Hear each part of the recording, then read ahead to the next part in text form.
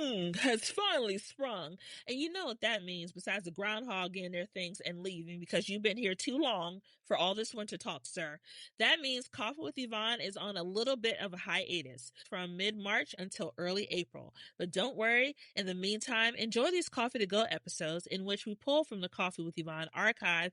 We have an archive, y'all, that include creatives and entrepreneurs who are changing the game in their industry or marketing magic episodes. I'll be back very soon for new episodes. I cannot wait to chat with you soon. Okay, bye! Florals for spring. Groundbreaking. So we're going to go ahead and get started. I am really, really excited. And I know I say that all the time, but I'm telling the truth.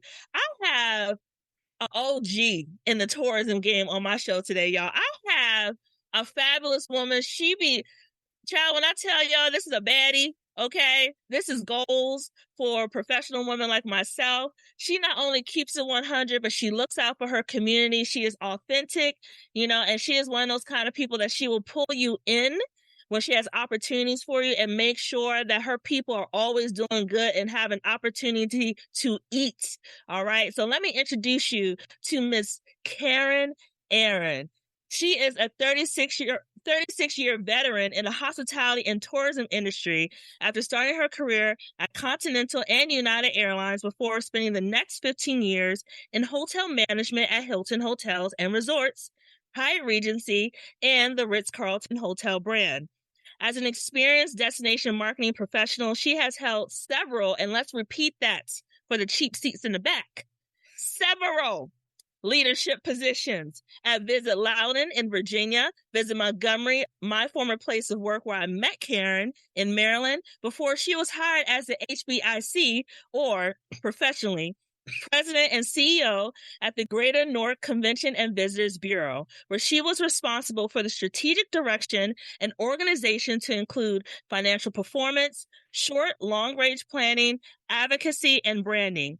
Not only that, she is a recognized thought leader and currently holds certifications as a certified tourism ambassador, sports tourism strategist, executive education, hospitality, and tourism certification from Florida Atlantic University, certificate in diversity, equity, and inclusion, and pending future receipts.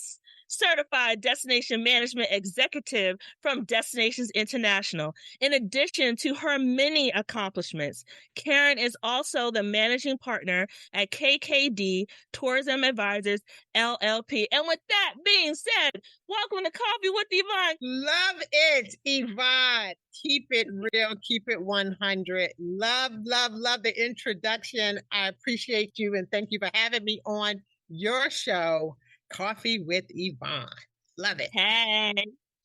Oh, this is so exciting for me because I know Karin in real life and she is beyond that girl. Like, I'm excited to have this conversation with you today, especially because a lot of folks, Karin, don't know what tourism is. They don't understand. And I did a whole TikTok about this, about Beyonce's Renaissance tour and economic impact related to tourism. But they don't understand how professionals like yourself, and when I used to work in the tourism industry, have such a great impact on the economic growth for the cities that we represent or destinations. So for us to get started, we have to talk about why we're here today.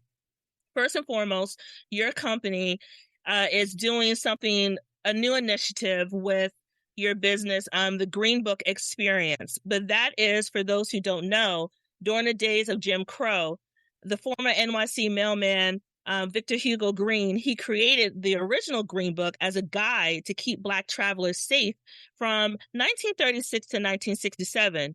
Your platform, the Greenbook Experience, is inspired by this history and bringing new life into the travel industry through cultural experiences and tech. So tell my audience a little bit about what inspired you and your team to take on this project. Okay, thank you, Yvonne, and thank you for asking. So the history of the historic and original Greenbook comes from a sad place in our history. Of course, during the Jim Crow South, African Americans could not get in their car, travel across the state of Alabama, and show up at the Holiday Inn in one piece. So through the ingenuity of Victor Hugo Green, he put together a guide. And basically this guide was where to go, where to eat, where to sleep, where not to go, when to travel, what to travel with, and where are the safe havens when you were traveling during those times.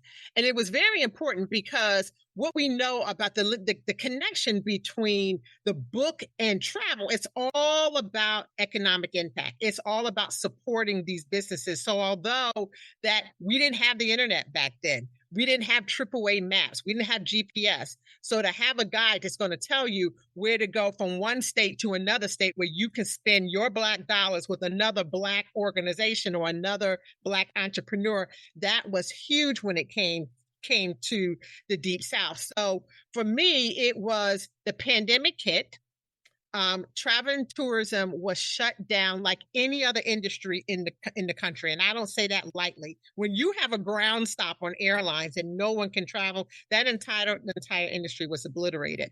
So myself and a couple of other partners who said, you know what, it's going to take 2 to 3 years to rebound. How do we make the most of, how do we support each other, destinations from all across the country? How do we support small and local businesses that have a cultural flavor? How do we go ahead and do this by making sure that they are not lost in the mix? Because as the country opens, you're not going to remember Joe's Hot Dog Shack on the corner of 9th and Elm. So we decided to put together a guide, a digital guide that speaks to the original story of the Green Book. However, making sure that we bring it to fold those smaller local operators. So we came together in 2020. We formed the LLC, start working with some of our destination partners, start working with some of our community organizations like the Urban League, Minority Supply Development Council, start working with some of these other organizations, African American Chamber of Commerce, and say, how do we go ahead and make sure these folks are included when the country opens?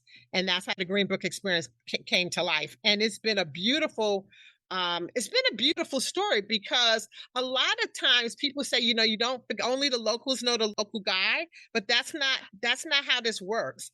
We want to make sure that everybody knows the local guy so they can eat too. So it was birthed out of a time in need, and me and my partners came together, and now it's working. So we are excited about the path that this platform will do for leisure travelers, for people traveling all across the country. So, Karin, let's back up a little bit. You mentioned tourism, and I also mentioned tourism in the intro of your bio.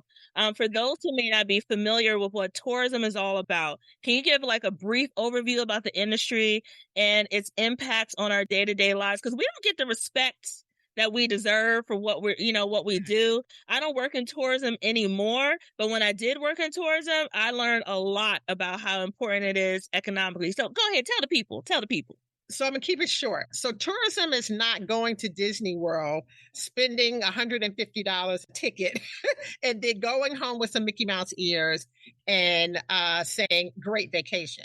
Tourism is an economic engine that when you go to Disney World already knows that they got your money because you spent $400 on a ticket. You're staying in hotels. You're eating at restaurants. You're buying gas. You're buying merchandise. All of that is all a part of the tourism umbrella, which in terms is the underbelly for supporting that community. So a lot of people like to give you the Webster's Dictionary and say tourism is just a movement of people that's coming in and out of a destination, where I say that tourism is just that. It is a community. It's a community of organizations and attractions that is there to kind of make you feel good, spend your money, and keep it local to the people that lives there. That, to me, is what community is. That is supporting local organizations, local families, local jobs.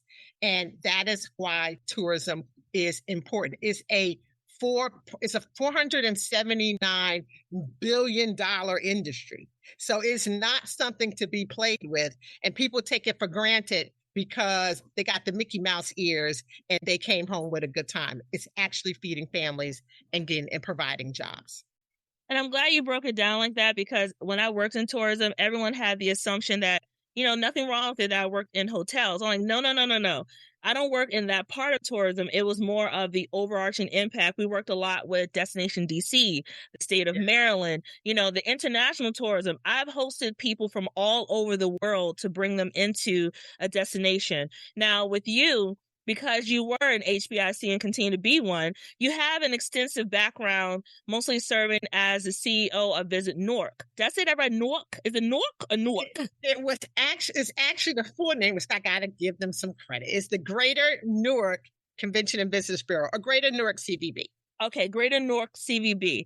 But you've seen firsthand how tourism can impact Black and minority-owned businesses. Why is it important for Black and people of color to make an effort to support minority-owned businesses when traveling?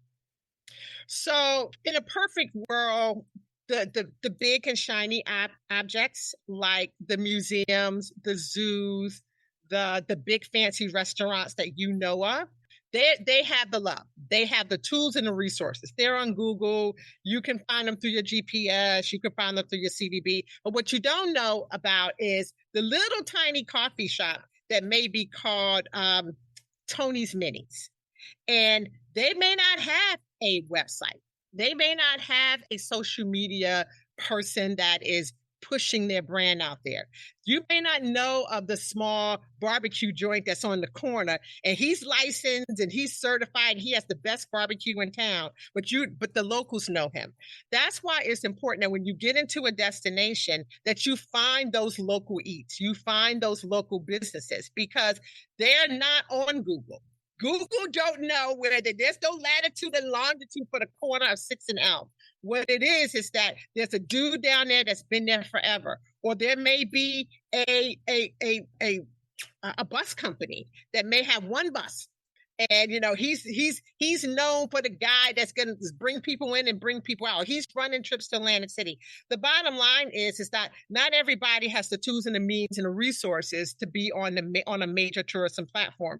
But when you go local and you get in town and you ask around, or you go to your local bureau, they'll tell you who's their fan favorites. And that's why we have to go ahead and we have to do our homework. We have to make sure that we know where to go and where not to go.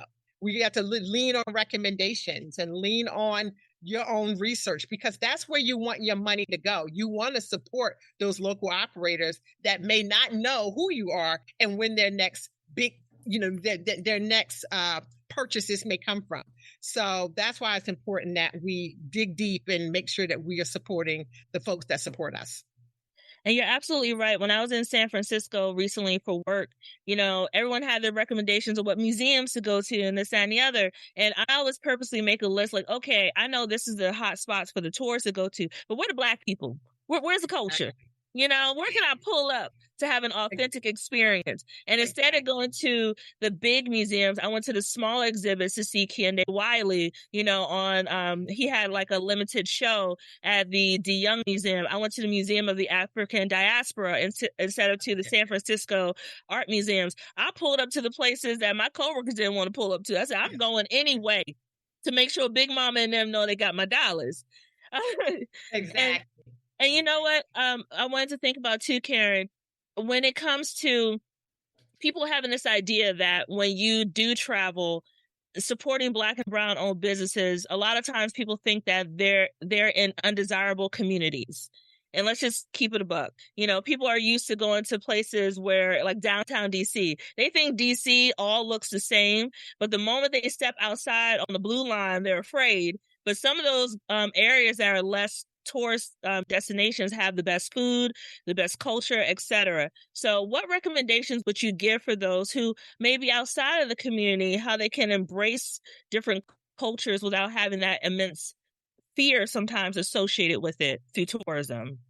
Well, most of the times, you are correct. A lot of these attractions may be in less desirable neighborhoods.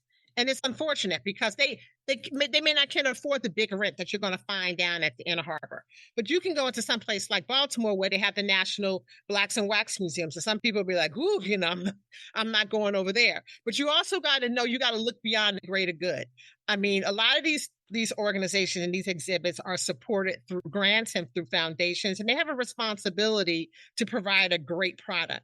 And a lot of times, that comes with some level of service and security.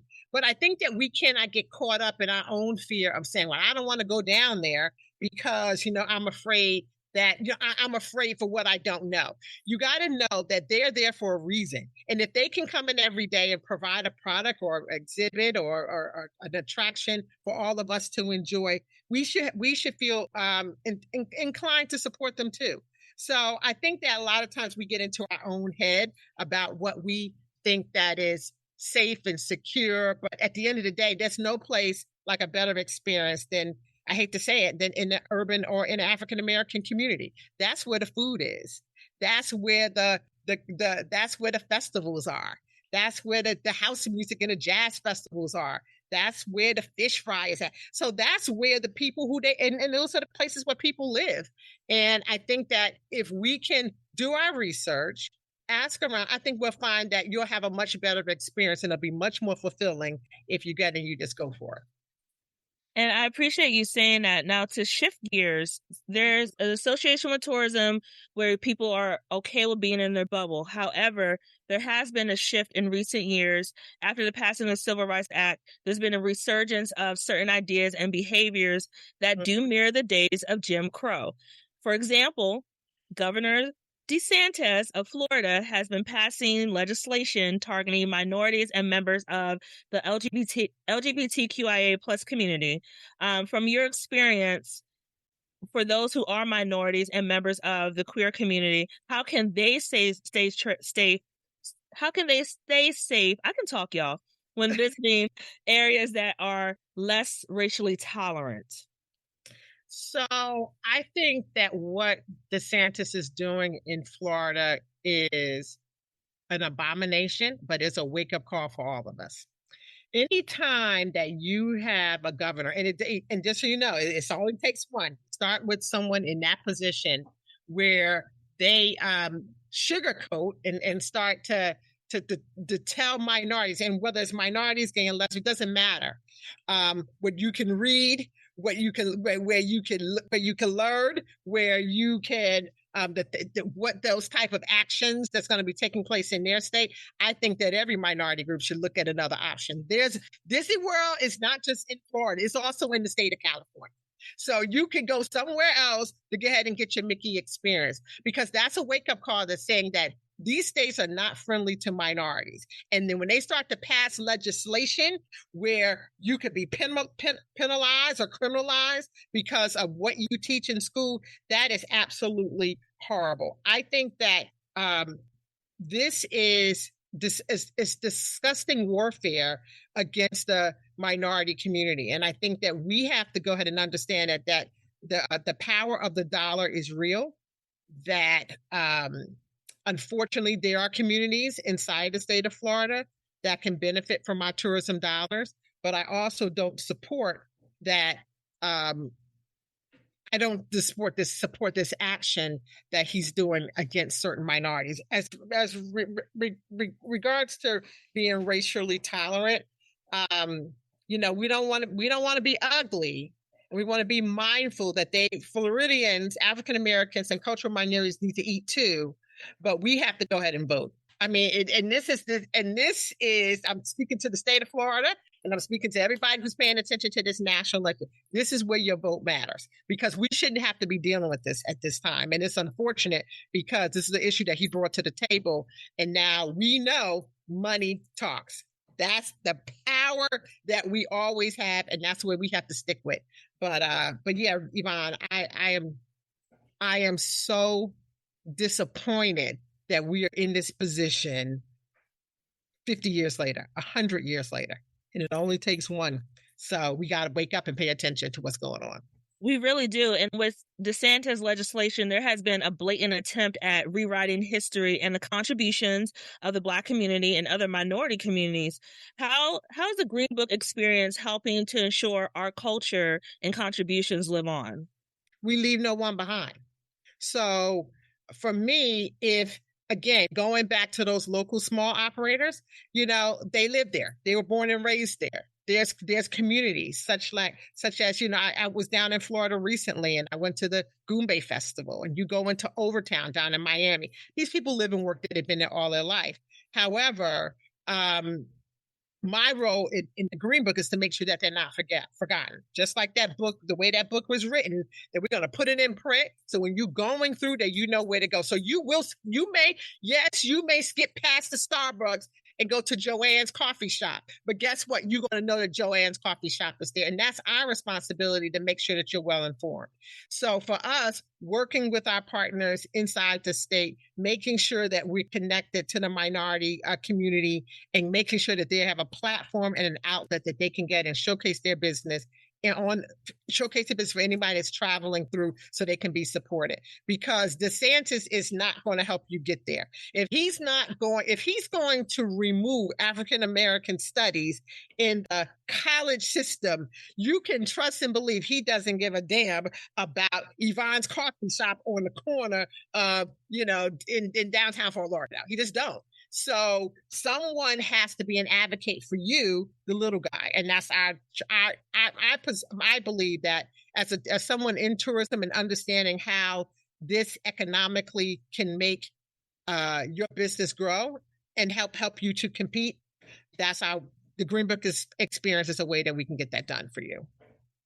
And I appreciate knowing that, especially because millennials and more specifically Gen Z, as much as we rag on them, they're very into supporting small businesses. They're really not about big corporations as much as possible. So this could be an eye opener for them to understand that their dollars do matter where they put it, into to help that support, Yeah, absolutely. There's no other way around. Yvonne, when it's interesting because, and we've been talking about, Black love for a long time, right? So despite all of the nonsense and everything, we believe African Americans and all minorities, we love how we are culturally connected.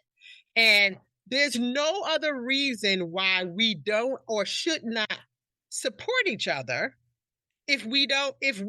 So if I don't know you're there, and I don't know that you're making t-shirts, and I don't know that you're buying candles, and I don't know, how can I support you? I just went out here to a farmer's market out here in Loudoun County. Loudoun County is one of the wealthiest counties in the country. I went out there. There was a few, I would say if there was 100 vendors out there, I would say maybe 10 of them were minority owned. I made sure that I went and bought something from everybody there. I don't care if it was a $5, some candle wax from this sister here, or if it was a dog collar from the brother that was down there, because they are online. They don't have a brick and mortar. So a lot of times she's mixing candle wax out of her kitchen. But if she's there, I'm there with her. And I'm going to support her. And if she has a great product, I'm going to help her grow, because there's no reason why we should not support each other. Every other community and every other race does that. And we should do that too. And there's no excuse for it. Now, Karin, this question isn't on our list, but how can small business owners, like the sister girl you bought the wax from at the farmer's market, how can they put aside some money for like marketing and promotion to feed it into like a tourism budget with like a Visit Loudoun or the Green Book experience? Like, what is your recommendation? Like, is there value in that? Should they be looking into that in their overall business plan? What are your thoughts? I think that you have to surround yourself with the right people. When I say the right people, get yourself a great attorney. And I'm going to tell you a secret. Shh, don't tell anybody. So when we formed the Green Book experience, I was recommended to an attorney out of New York. And it was a sister, beautiful woman. And she said, you know what we do? I said, what? She said, we offer pro bono services to small minority-owned businesses. There are a lot of corporate America, even white corporate America, that will offer pro bono services to help you grow. So what you have to do is that you have to make sure that you ask the right people and you become accessible. So what that looks for us is having a business plan, having a team, having a website that look and spoke intelligently, and also having resources. What I find is that the resources are out there. A lot of times we don't know how to access them. I am connected to every program and option and access that the state of Maryland offers. I'm actually going to a procurement fair next week because I have to show up. So no one will ever say, I offered it and you didn't come. I make sure that I'm in the room and I'm making sure that I'm shaking hands and kissing babies because that's the way to do it. But again, make sure that your credentials are tight. Make sure that your books are tight, and then ask for help. You'll be surprised the number of people that will come out to help you because they believe in you. And then when it comes to like becoming members of, say, like a Destination DC or Visit Maryland, those kind of places, you know, people don't see the value behind it because they're looking at it from, well, I paid for this membership. What am I getting back for it? You know, what could be some of the return on investments that strategically small businesses don't think about? What are some areas that you can note? Well, I think that if you have a tourism product, you know, be honest, go to not all CDBs and DMOs have memberships. Some will offer complimentary memberships. Some will offer them based on a sliding scale, but ask how you can get involved. And even if that's the case, then volunteer. Ask how you can serve on a committee. Ask how you can kind of show up in the community to help promote the destination. So they see a valid interest in you that's going to help support that destination so they can help support you. So I think that you have to be more accessible. And I'm going to tell you, Yvonne, it's the hardest work I've ever done. I have worked inside of corporate America all of my life, and I have never worked this hard. I would say 60 to 70% of the work that I do is networking and meeting people. But I've found that if you meet people and if they believe in you, they got your back and they're going to help you. And it doesn't matter what your line of work is. So I think that we just have to kind of use our own talents. Like I said, lean on people that we know. Contact Pink Doll House Marketing if you need to kind of help with your brand and your image and make that work for you. And if all things if you just can't do it and you just afraid, get yourself a good partner that can help get you there. Because sometimes you need another person to stand beside you to help you get to where you want to be. So, but yeah, don't give up. There's other ways around and other ways to skin this cat. And I think we just need to be open-minded on how we get there. And I agree with that. And your project, the Greenbook experience, you mentioned that it's going to be a product that's immersive with, like, you know, tech partners, et cetera. Now, we have so many different competitor sites out there right now. There's Expedia, Booking.com, Travelocity, the other planning sites. So how will the Greenbook experience be different, like from what other planners are needing to use in terms of tools for their trip? Like, how will you create something so valuable that they have to use it each and every time? So Google, Expedia, a lot of these guys have been working towards finding the similar operators. They have done their part. Where we complement them is the small local operator. So they know where the African American History Museum is in DC. They may know where, you know, some of the other big shiny objects. They don't know the little guy.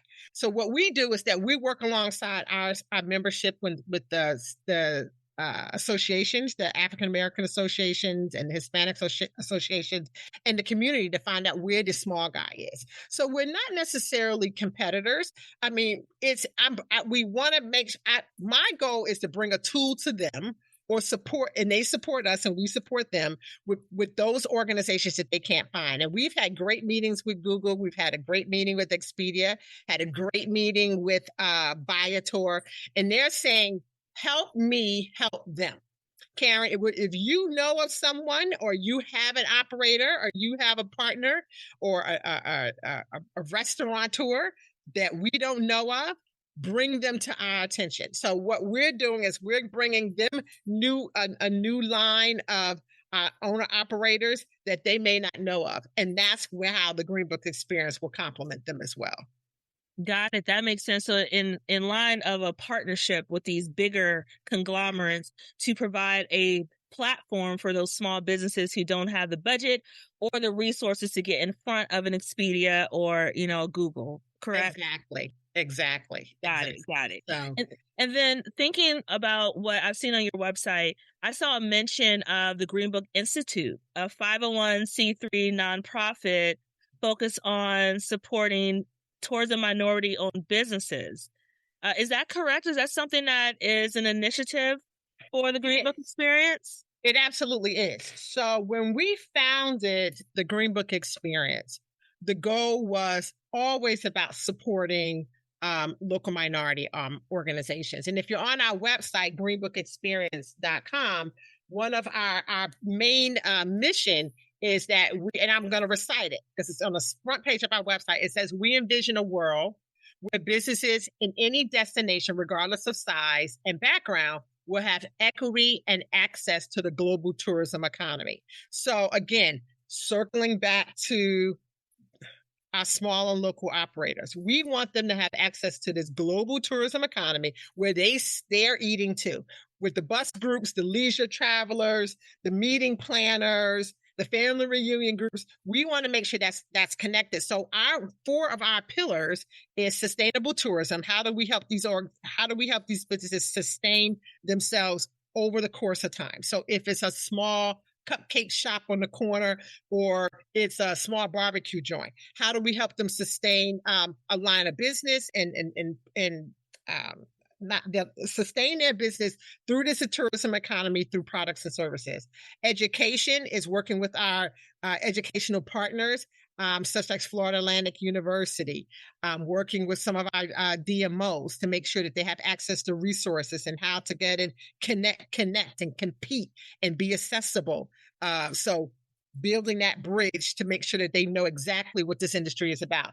Entrepreneurship, how to build a new brand. If you have a product, say hypothetically you have promotional items. We know that from family reunions to corporate groups, you're a small operator. How do you build this business? How do you make sure that you have a platform that you want to again provide products to this trade show or to this corporate party? And then also this through DEI, what does that look like to be available and accessible in this climate where, that you're respected, but also you feel valued. So all of that is pending through our 501c3. We are on file with the IRS. We have a board of directors. We have bylaws. We are set up and kind of ready to go. We're ready to kind of launch with our mission. And then we kind of take it from there. So I'm excited about that because that's what the original Greenbook was about. It's about all of these things to help people build a better product, build a better mousetrap so people can come and visit and spend money with in your destination. I love that. And I know the Greenbook experience is launching soon, correct, Karin? Yes. So we have, all things technology. You got to cross your hands with technology. So we have a great partner. We have a great partner through Group Collect. This is an outfit out of Pennsylvania. They are we are when I say powered by Group Collect, because a portion of their platform will spotlight these local operators. So we have a test model that's kind of running now. We hope to be fully up and launched by the end of this month. We're going to be attending a couple of trade shows. I'm going to be speaking at a few about the platform, but it's a journey. So it's a journey, but we know it's coming. We've already talked. We've already connected. Things are in test phase, and we're excited about it. So I'm excited. I love that. And then for those who want to learn more about the Greenbook experience, how can they get in touch with you or say, those that you work with? Should they go to the website? Is there somewhere where they can follow, learn more? Tell me all the things. Yep. So we are on Facebook, Twitter. I'm sorry. Is it called X? What is it called?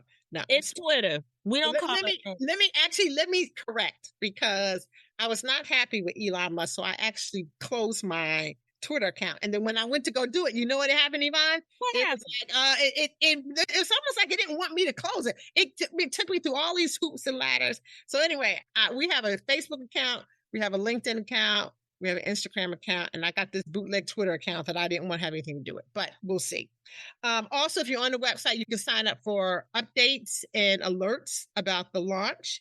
And then also, I have a gentleman that's redoing our website. Actually, he's adding things to our website now where he's going to talk about where we are. So I'm in 4 different locations in October, where we're going to be talking about the Greenbook experience. So you're going to see a whole new refresh of activations on the site.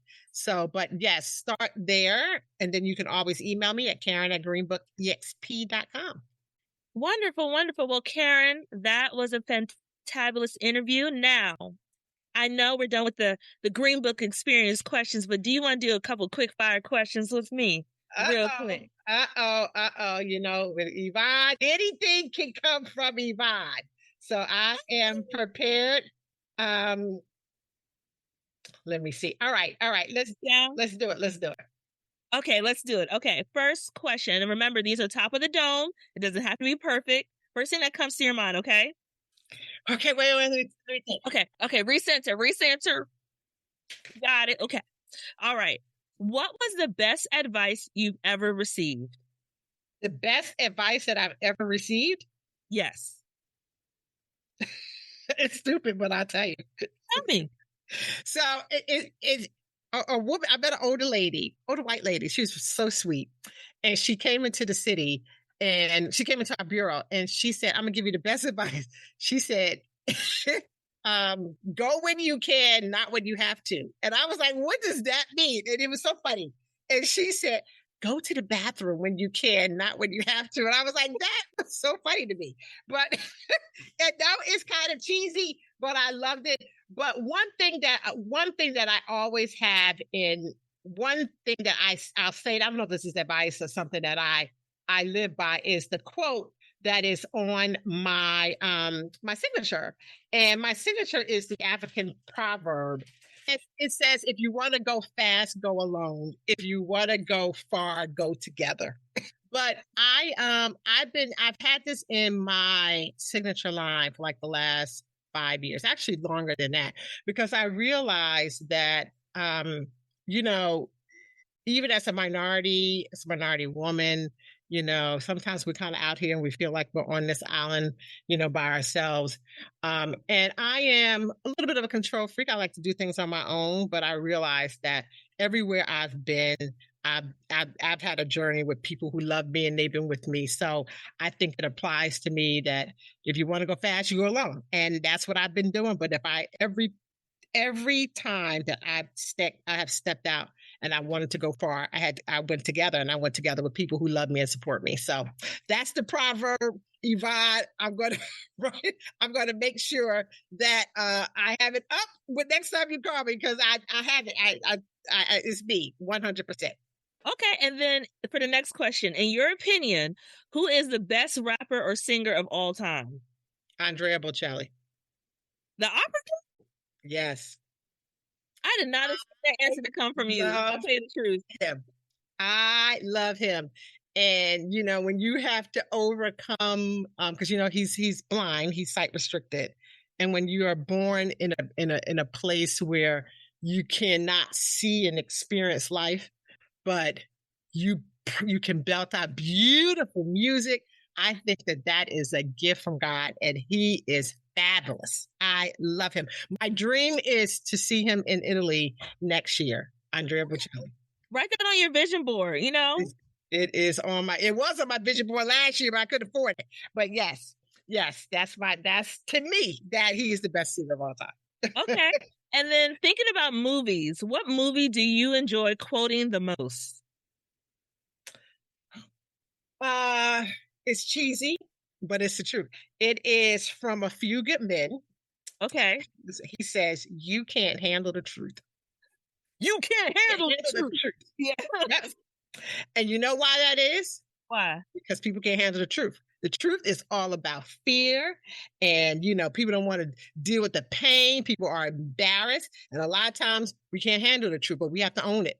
We have to own it. We have to accept it. We have to launch with it. And I think that that is, unfortunately, a lot of people are reluctant to, I'm not going to say reluctant to succeed. People are just terrorized because of fear, because they know there's a truth inside of them that they don't want to deal with it. So once you can deal with your own truth, then you can go, it'll take you places you never experienced. So Okay, quotables. Okay. quotables, yes. You can't handle the truth. You're right, I can't. The truth is, I can't handle eating that butter pecan ice cream down there. But guess what? I know it's and I turn away because that is the truth. I can't handle it. And I accept the consequences. Consequences are fine when it comes to good ice cream, but exactly. Also to think about too, if you were to devote the rest of your life to giving back, what cause would you choose? Human trafficking. Oh wow. Okay.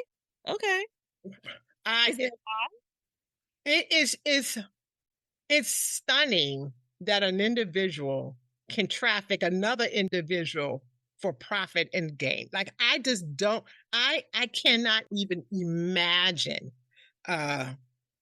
someone being in that situation. If there's anything that I can do, anything that I could do to help prevent or stop young women, young boy, whomever, I just think that it is horrible that this is an industry that has just completely taken advantage of people who are disenfranchised, and it's ugly. It's ugly.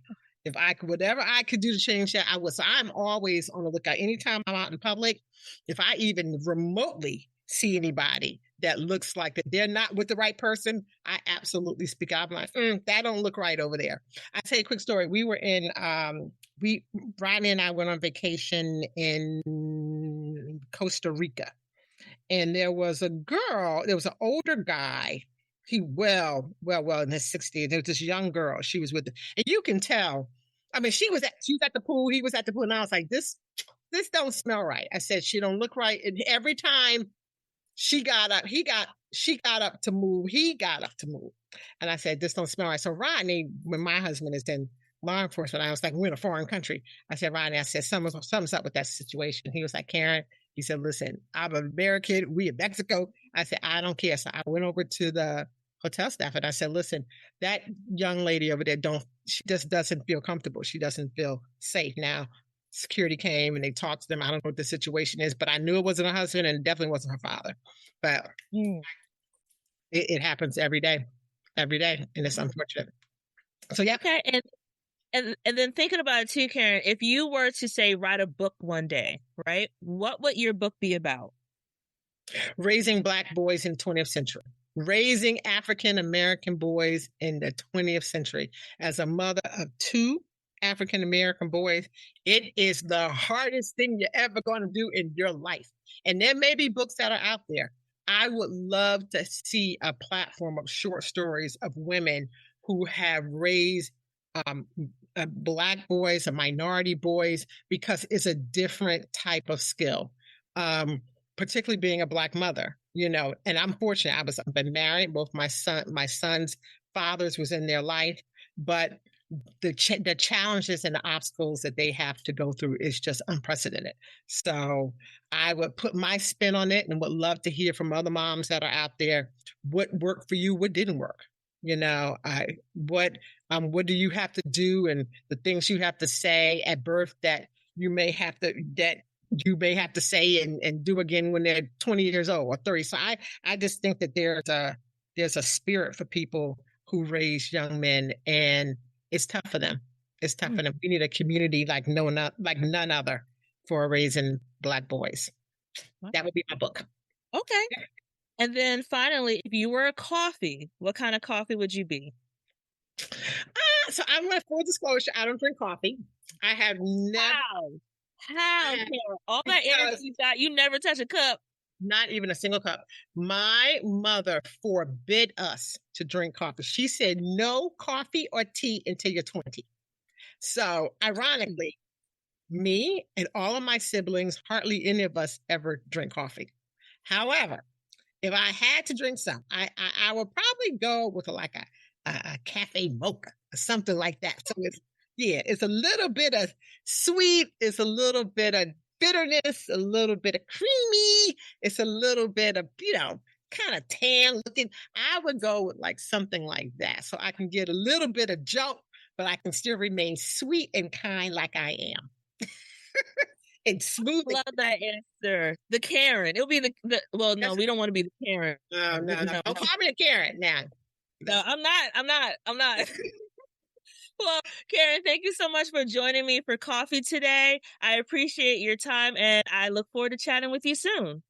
Thank you, Miss Yvonne. Pink Dollhouse Marketing in the mix. Listen, the #1 marketing and branding company out here. Support this sister. I support her. She's doing her thing. Love you, Yvonne.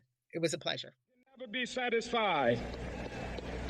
As long as our body is heavy with the fatigue of travel, cannot gain lodging in the motels of the highways and the hotels of the city.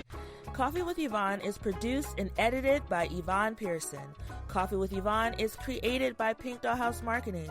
You can catch the latest episodes by subscribing to Apple Podcasts or wherever you get your podcasts.